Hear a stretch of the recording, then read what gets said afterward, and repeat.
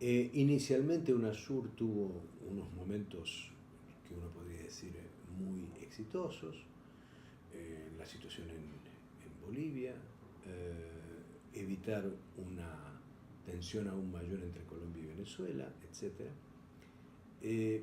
Pero luego la institución no dio cuenta de la aparición de gobiernos de otras orientaciones ideológicas en la región, del cambio político, de la temperatura política en la región, y por lo tanto quedó muy anclada a su origen y a quienes lo respaldaran en su origen, pero como no tenía la intensidad institucional para mantenerse, bueno, cualquier problema podía generar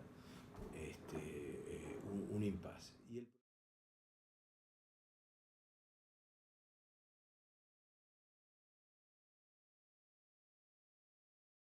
Y el problema vino otra vez por un problema de sucesión. Es decir, estaba la elección de...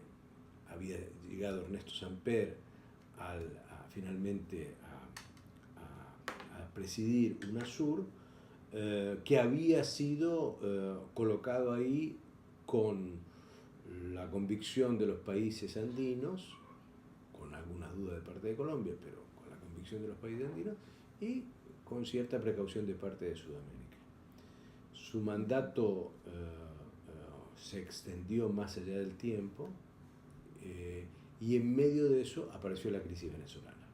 Y yo creo que lo que dinamita UNASUR finalmente es el manejo de la crisis venezolana, donde aparecen qué problemas. A, el problema del liderazgo; B, el problema de la institucionalidad; y C, el problema de la secretaría. Entonces este triángulo hace que UNASUR enfrente a partir del 2014, 2015, pues un estancamiento muy...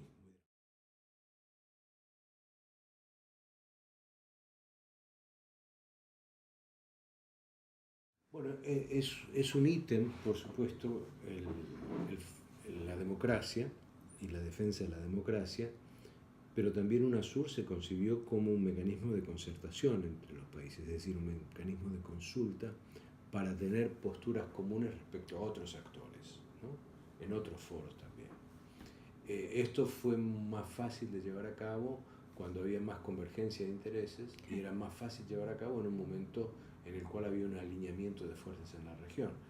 Apenas empiezan a surgir intereses contrapuestos y apenas empiezan a aparecer corrientes ideológicas diferenciadas, se hace muy difícil converger en términos de este propósito que es concertar entre la región de cara a otros actores. Muchas de las crisis que pudo sortear en su momento UNASUR tenían lo que en la disciplina se llama el propósito de convertir a UNASUR en un buffer, en una especie de área en la cual el involucramiento de actores extrarregionales fuera el menor posible y que la solución pasara diplomáticamente por la región. Obviamente el caso venezolano es un caso, a diferencia de lo que fue el caso de Bolivia, a diferencia de lo que fue el caso de Ecuador, a diferencia de lo que fue el caso de Paraguay, a diferencia incluso de lo que fue la tensión entre Colombia y Venezuela, es un caso de dimensión internacional. Por lo tanto, la participación de actores extrarregionales en Venezuela fue significativa y UNASUR no tuvo capacidad de anticiparse a eso, ni traer un recetario de alternativas a gobierno y oposición. Por otro lado, Venezuela lo que hizo fue esterilizar el esfuerzo de UNASUR. Cada vez que aparecía una propuesta de UNASUR, pues se dilataban las conversaciones, había un grupo de cancilleres que viajaban con alguna frecuencia a Caracas, pero no lograban su cometido, y en la medida en que cuando Venezuela acepta la participación de Zapatero y del presidente de República Dominicana, Leonel Fernández,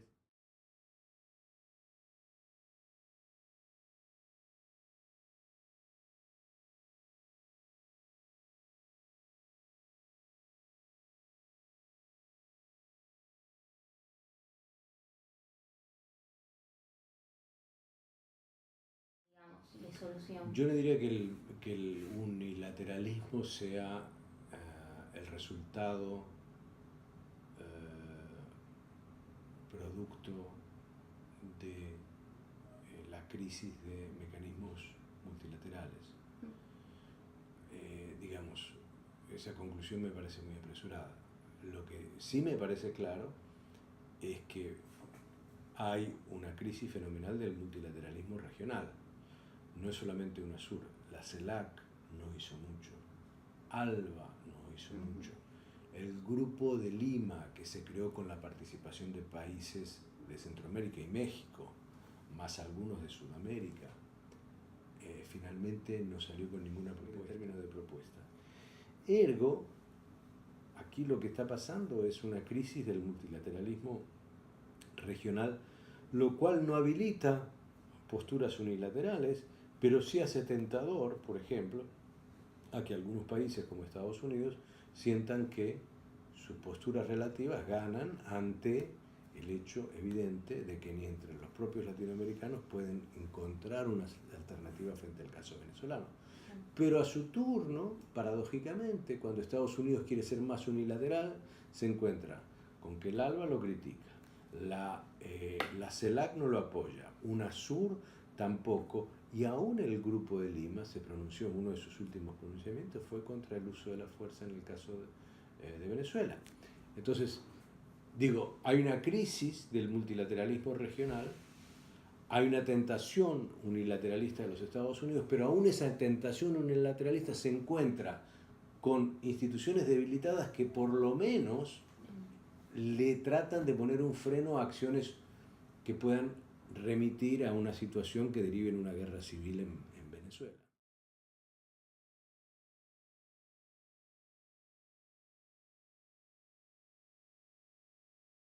Se fue Colombia. Hace unos meses, con el cambio de gobierno del presidente Duque, Colombia se retiró de UNASUR. Y los otros 5 países suspendieron su participación en UNASUR, lo cual no significa lo mismo. Están con eso tratando de sugerir que si hubiera otras condiciones, obviamente activarían su participación. Ahora, una salida, 5 suspensiones, en este contexto creo que son elocuente demostración de la fragilidad, del debilitamiento, del estancamiento y de la reversión de UNASUR. Es decir, no hay...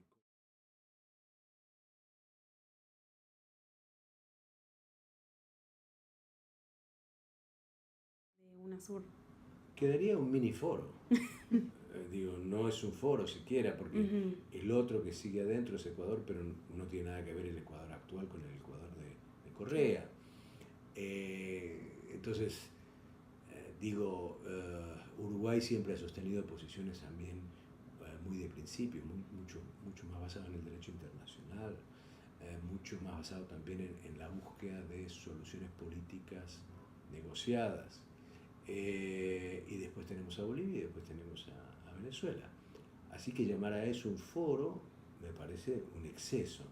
Lo que diría es que es decir, así como los que quedaron tampoco son idénticos, no es lo mismo Uruguay que Venezuela o que Bolivia, lo más llamativo es que los que se fueron, que sí tenían ideológicamente una cosmovisión, no fueron capaces de presentar ninguna alternativa.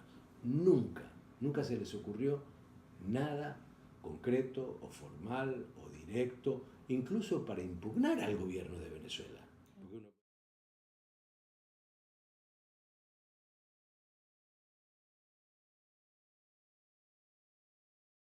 Le dice lo mismo que siempre le he dicho, que la integración en América del Sur y América Latina es como un gran bandoneón. Hay momentos en que se abre y se crece, y hay momentos en que se contrae y languidece.